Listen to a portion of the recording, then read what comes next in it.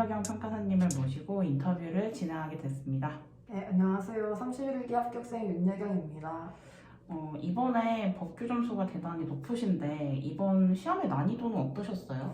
일단은 실무가 매우 어려웠었고 이제 실무를 끝나고 정말 집에 가고 싶을 정도로 밥맛도 없고 막 그래서 오히려 이론 법규는 좀 마음 편히 보게 돼서 법규를 스터디처럼 실력을 좀 발휘할 수 있었던 것 같습니다. 그러면은 시험장에서 법규 시험 같은 경우에 총 답안지를 몇 장 쓰셨어요? 딱 16페이지 썼고 이제 원래는 이하여백도 써야 되는데 그 공간 없이 끝 쓰니까 16페이지가 완전히 끝나더라고요. 그리고 3번 문제가 좀 자신이 없어서 2번 문제를 좀 배점을 초과하면서 많이 썼었고 그리고 3번 문제는 최대한 썰을 풀고 두 권으로 넘기기가 좀 애매하다 싶어서 그냥 끄는 것도 있었습니다. 네, 그리고 이제 법규 시험을 답안지 다 썼을 때는 좀 7분 정도 남아서 이제 좀 항상 이현진 평가님이 강조했던 그 답안지의 법조문 같은 걸 체크를 하면서 마무리를 했던 것 같습니다. 제가 알기로는 저를 처음 만났을 때가 2년 전이었잖아요. 네. 제가 딱 강사를 데뷔하기 딱 그 시즌에. 네. 근데 그 전에는 법규 꽈락으로 한번 아쉽게 떨어지셨고 그 다음에 네. 29회는 41점, 그 다음에 46.5, 그 다음에 그리고 요번에 68.5점을 맞으셨잖아요. 네. 이렇게 지금 법규 점수가 엄청 낮았다가 확 오른 케이스인데 네. 어떤 법규 공부 방법의 추천이라든가 아니면 강의나 자료 본 거 있으면 혹시 추천해 줄 수 있나요? 일단은 좀 그 법규 까락이나 그 41점 이렇게 맞았을 때는 저만의 약간 서브나 이런 자료가 되게 부족했고 좀 뭐 사례 문제나 이런 해설을 위주로 좀 외우려 했던 것 같아요. 그리고 암기하는 걸 진짜 너무 싫어해가지고 좀 암기를 게을르게 했던 게 제일 좀 점수가 나왔던 큰 원인이었던 것 같고 강의나 자료는 이제 사실 뭐 작년부터 그러니까 2년 전부터는 이현진 평가사님 강의밖에 안 들었어서 그거 위주로 공부를 했었고 이제 핵심 정리나 아니면 기출문제집 그리고 이제 저는 스터디에서 문제 분석 자료를 되게 잘 이용했던 것 같습니다. 그러면 법규 공부하실 때 서브 같은 게 있었나요? 어떤 서브가 있었다면 어떤 식으로 활용하셨나요? 일단은 서브를 제가 직접 만든 건 아니고요. 이제 이현진 평가사님의 그 핵심 정리 책을 제가 약간 손으로 뺏긴다 하죠. 그 타이핑을 다 쳐가지고 이제 이거 보여주세요. 네네, 보여주세요. 이제 이런 식으로 만들었습니다. 이렇게 혼자 만들어서 제가 암기하는 걸 너무 싫어했기 때문에 그쵸, 암기가 어렵죠.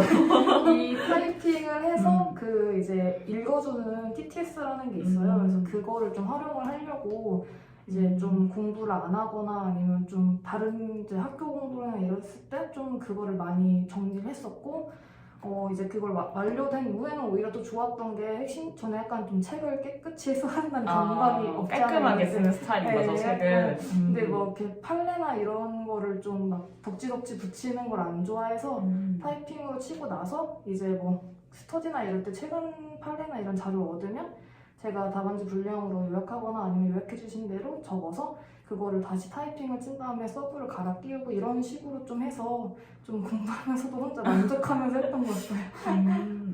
그러면은 제가 항상 수업 시간에 강조했을 때 답안지가 중요하다 이런 말씀을 많이 들었었잖아요. 네. 그러면 혹시 답안지 작성은 복기는 어떤 식으로 하셨어요?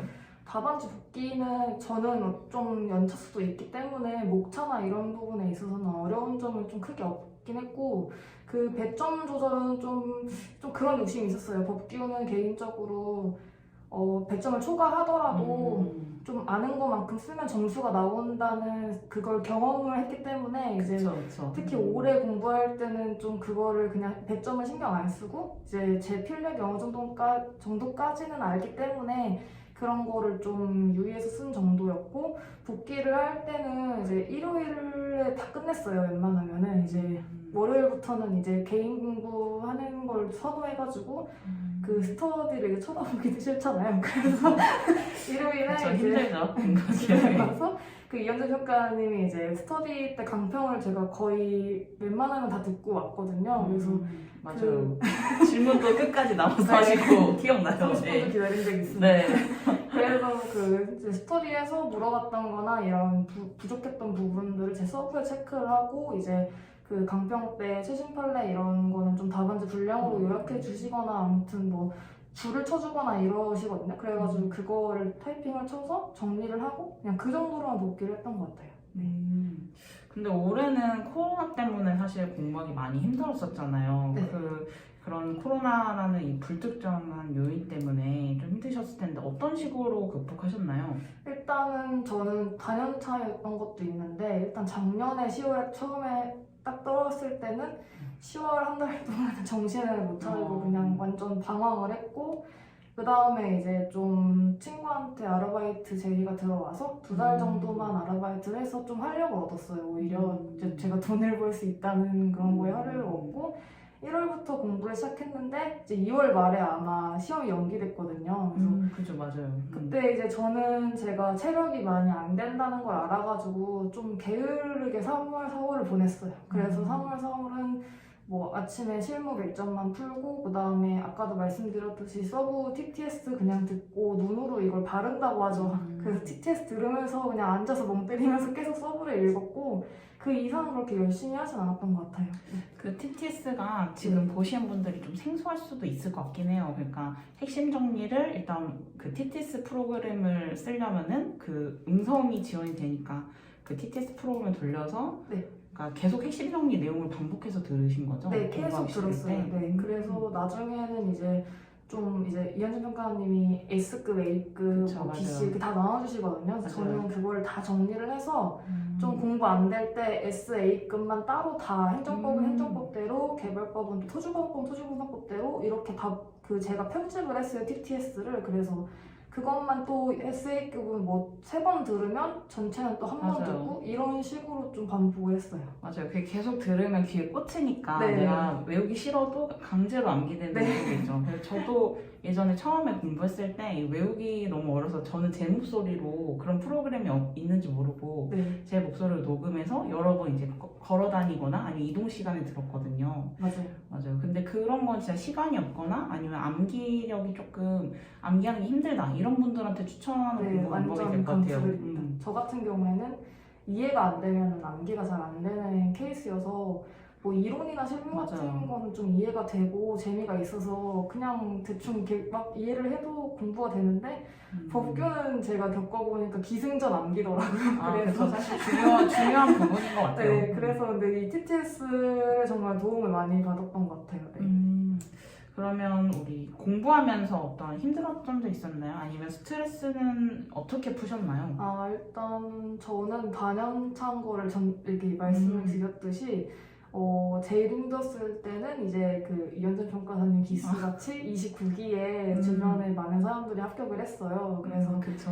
그때 저 유해였는데 너무 힘들어가지고 그만둘 생각도 했었거든요. 그래서 그때가 제일 힘들었던 것 같고 이제 다행히 이제 제가 되게 좋아하시는 평가사님이 계시는데 그 평가사님이 저한테 아 너는 평가사 아니면 다른 직업 못한다 이런 식으로 좀 위로 아닌 위로를 해주셔가지고 다시 일어섰던 것도 있고 이제 그때 제가 좀 저같이 4년차신데 이번에 떨어지신 분들께 꼭 해드리고 싶은 말은 되게 우울하거든요. 우울한데 그 정말 작은 성취감이 도움이 돼요. 그래서 저 같은 경우에 그때 당시에 그냥 접수만 해놓고 방치했던 공인중개사를 그냥 1차만 봤거든요. 그래서 그 전날까지도 아 내가 내일 일어나야지 일어나면 가고 안 일어나면 안 가야지 이렇게 생각을 했는데 그날 눈을 뜬 거예요. 그래서 눈 떴으니까 가야지 해서 갔는데 그냥 풀었어요. 근데 1차가 합격을 했어요 그때 당시에. 그래가지고 제가 그때 딱 처음 느꼈던 게 아 내가 좀 그래도 허투루 공부한 건 아니었구나 이런 좀 위로도 받고 좀 생각이 들어서